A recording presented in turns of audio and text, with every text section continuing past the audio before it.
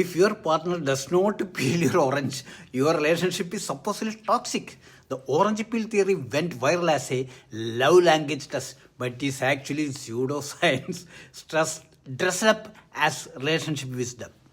Viral relationship tests like this feel scientific but are really clever stories plus confirmation bias.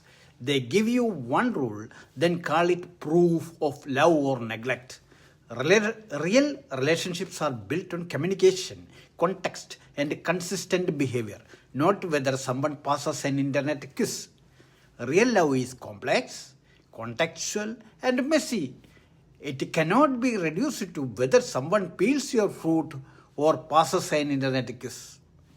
Following viral relationship theory is like choosing TikTok as your therapist instead of talking to your partner.